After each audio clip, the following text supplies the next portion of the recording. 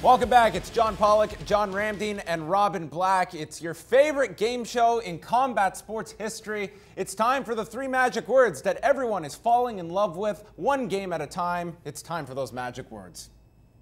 Wheel of Fighting! All right, if you're not familiar, we're going to spin the wheel. It's going to land on a topic, and the 3 of us are going to discuss said topic. We have no idea what it's going to land on. This is as real gets, folks, on Fight Network. And our topic, Verdum versus. Lots of options at this point for the heavyweight division, which gets complete new life for a lot of these potential challengers for Fabricio Verdum, now the new heavyweight champion.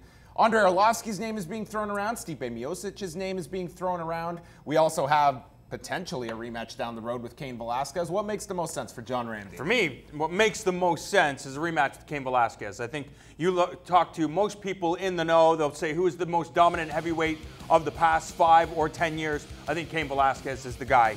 In shape, Cain Velasquez probably beats most of the best heavyweights in history, and I think you have to give the guy respect. And I think he deserves the rematch. However, I don't think the UFC is going to do that. I think they're going to go with Andrei Arlovski. Arlovski has a victory over Fabricio Verdum. You can sell it. He's a former UFC heavyweight champion.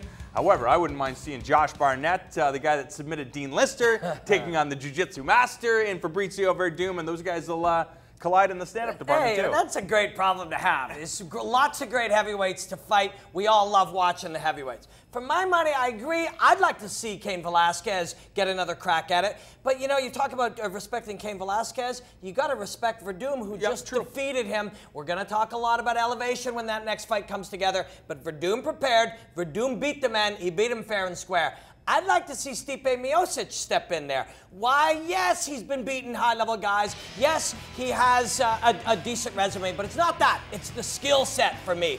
Look what he did to poor Mark Hunt. Why you got to do that to Mark Hunt?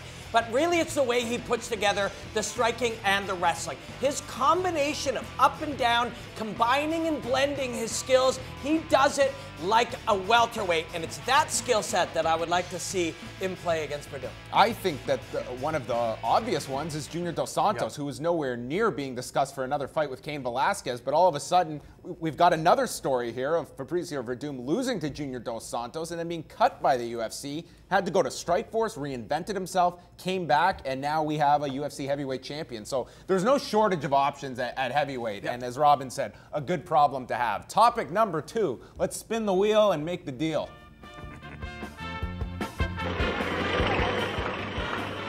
We need to oil this wheel up. I like the sounds. There's a syringe on it. Of course, well, gas up the wheel. Oh boy. Well, Robin, as the only person on this desk who has actually digested their own urine, I mean, what are the benefits of urine? Well, when I digested urine, it wasn't for any physical or health benefits. Oh, it was a dare. It was because I was traveling in a rock band, and it was the kind of thing that crazy guys at rock bands did when crazy girls were around making dares. Personally, I found it to taste like beer, but with less beer qualities. So overall, for me, I give it a thumbs down. Was it cold pee or warm pee? It's always warm pee. Disgusting. Actually, it's always body temperature. If you take anything out of your body, whether that be, oh, look, it's footage of Machida. Maybe we could ask him. But remove anything from your body, I don't care if it's blood, urine, or other, it's going to be body temperature. But this is, as we've alienated most of our viewers who maybe don't understand. I mean, there are a lot of fighters who, not a lot, but a number, swear by this, that this is a belief that it helps cleanse your system, and Lyoto Machida, the most famous practitioner of said method. Yeah, well, listen, I think the science, you know, this is one of these things, a lot of times because of the nature of the internet, people can go and find things to support any crazy idea, no matter how stupid it may be.